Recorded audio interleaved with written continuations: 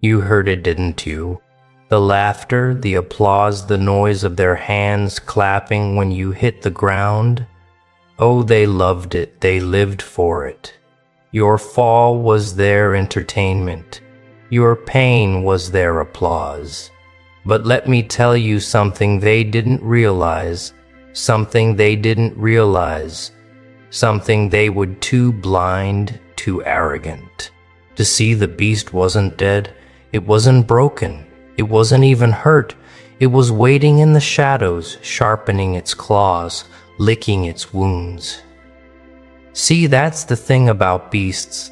They don't announce their return with a parade. They don't beg for a round of applause. Nah, they don't come back to be liked or loved. They come back to take what's theirs. But you want to know why the beast hides, why it disappears before its grand return. Because true strength is forged in silence, not in the noise of the crowd, not in the spotlight, but in the dark where the world forgets you exist. That's where power grows quietly, patiently. Tell me something.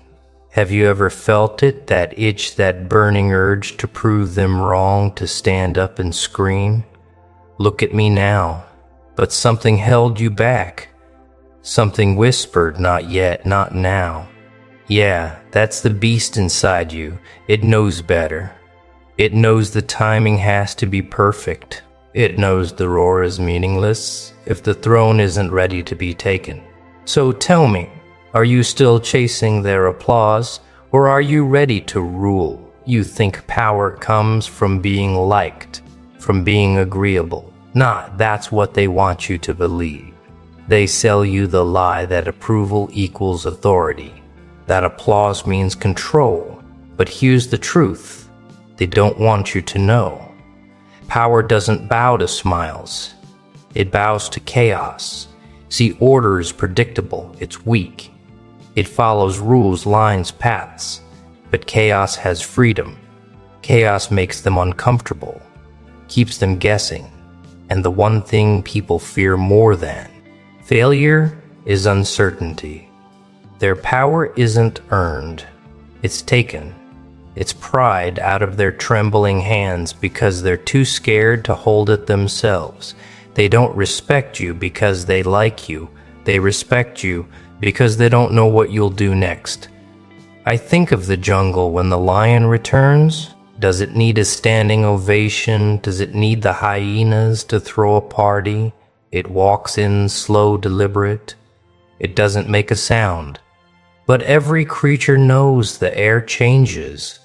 The ground trembles because the lion doesn't come back for applause. It comes back to remind them this land is mine. That's the kind of power you need. The kind that doesn't beg for attention. The kind that doesn't ask for respect. It demands it. You don't need their approval. You need their fear. So tell me, are you ready to let go of their smiles and embrace the chaos? Because in chaos lies control. Why applause is a weak man's drug. Applause, the sweet sound of approval, the drug of weak men. They chase it like rats chasing scraps. Don't they, scrambling for the cheers, the pats on back? But here's the cruel joke. The moment you crave their applause, you're not free anymore. You're their puppet. I think about it. The moment you start living for their cheers, you hand them the leash to your power. They hold it tight, tugging, yanking, and you dance. You perform their little tricks, desperate to keep the noise going. But the thing about it, applause, it fades. It always fades, and when it does, you're left empty, powerless, stripped of everything, because you built your strength on their clapping hands instead of your unshakable will. That's the danger of chasing validation. It's a leash, and they'll only clap as long as you entertain them. But dominance, control, that's a different game altogether. You don't need their applause when you Rule when you command respect, it's silent about head averted eyes. The heavy air when you walk into a room that's power, the kind that doesn't fade. Let me tell you a secret, they cheer for you today, but they'll cheer for someone else tomorrow. Applause the 4 actors, you're here to write the script, to direct the play, to own the stage, not to beg for their noise. So what's it gonna be? You want their fleeting cheers? Or do you want the kind of power that lasts long after their voices go silent? The beast return, the silent rebuild. Ah, you think silence is the beast, deadliest. Now silence is the beast's deadliest weapon. The most dangerous phase of a plan isn't the strike. It's the stillness, the quiet, that eerie cowl when no one knows what's coming. That's when the beast is at its most dangerous, because in the silence it rebuilds. When the beast disappears, they think it's gone. They laugh, relax, we're up there, guard. But that's the point. Isn't it to let them feel safe, to let them forget? And what they don't see is what's happening in the shadows. The claws are sharpening. The strategy is taking shape. The hunger. Oh, the hunger grows. Every insult, every failure, every betrayal, it's all fuel for the fire. And while they're busy clinking glasses and celebrating, the beast is watching. Planning silence isn't surrender, it's survival, it's patience, and patience is the beast's greatest ally, but silence alone isn't enough. The beast doesn't just wait. It prepares. This is the phase where the work happens quietly. Ruthlessly, you sharpen your skills. You build alliances with those who can help you rise. And most importantly, you observe. We watch for their weaknesses, their cracks, their blind spots, because when the time comes, you'll know exactly where to strike. Trust me, preparation isn't glamorous, it's lonely. Painful, but every moment spent in the dark makes the return that much brighter, that much more unstoppable. And then when the time is right, you strike. Not with noise, not with the roar, but with precision. See, calculated, ruthless. You don't waste time proving yourself. You take what's yours, swiftly, powerfully. Without mercy, the world won't know what hit it. One moment you were a ghost, a forgotten shadow, and the next you standing at the top, and they're scrambling to figure out how it happened. And by the time they hear you growl, it's already too late. And you don't let them see you coming. Don't let them see you coming. Don't let them hear you growl, not until you're close enough to rip the crown from their head. The beast doesn't roar to announce its return. It roars to remind them this throne's never Tebe. Theirs to keep ruling, not pleasing. The beast doesn't come back for applause. It doesn't care about the cheers, the smiles, or the nods of approval. Nah, that's for the weak, the ones who live for the scraps thrown by the crowd. The beast returns for one reason, and one reason only: to rule. Ruling matters when you live to please. You're not in control. You're chasing their rules, their approval, their fleeting smiles. But when you rule, you set the rules, you define the game, and suddenly they're the ones chasing. Here's the truth they don't tell you. Control doesn't come from applause. It comes from dominance, from having the strength to stand alone, to make them play by your rules, not theirs. You don't need them to like. You need them to obey. And here's the kicker, they'll respect you more when they fear losing you than they cheer your presence. Fear lasts, respect lasts. Applause, it fades the second someone else entertains them better. If you want to rule, you have to stop seeking approval. Be assertive, speak with conviction, say what you mean and mean what you say. Weakness is a language they recognize and exploit. Cut it out of your vocabulary. Not be decisive, make decisions like your life depends on them. Wavering isn't an option. You want respect. Show them you know what you want and that you'll get it no matter what. Be strategic. This isn't about brute force. It's about playing the long game. Observe plans strike when the timing is right. They won't even see it coming. And we start making moves not to please, but to dominate. You'll see it, the shift, the way they look at you, changes the fear. Creeps in the respect grows. They won't clap, but they'll listen. They'll follow fear over cheer. But you want to know why the beast doesn't crave their applause, because it's meaningless. No, a distraction. The beast knows the only thing that matters is control, and control isn't won by smiles.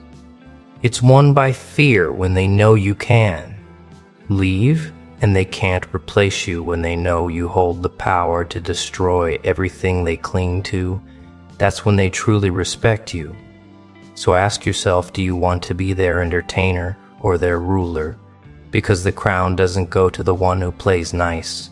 It goes to the one who plays to win. Destroying the false applause of the crowd. The crowd, that faceless, fickle mom, always cheering for something or someone. They clap, they scream, they shout your name today. But let me let you in on a little secret. Tomorrow, they'll cheer your downfall just as loudly. That's the wholeness of public applause. It feels good for a moment, a fleeting high, but it's empty, meaningless. You think it means they love you, respect you, maybe even admire you? Nah, they just love the show in the second. The curtain falls, they'll move on.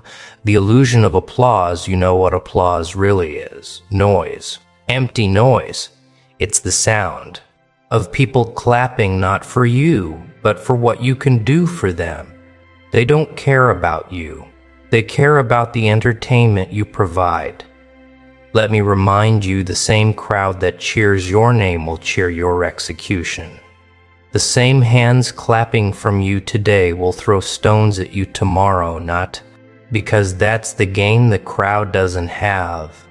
Loyalty, they have attention span, short fleeting attention spans.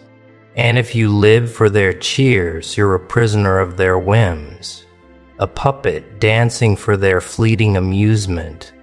Think of every king, every hero, every so-called idol. They all stood on a stage, basking in the cheers, and then one misstep, one mistake, and the same crowd that built them up tore them down. The crowd loves a rise, but they love a fall even more so. Why would you ever give them that power?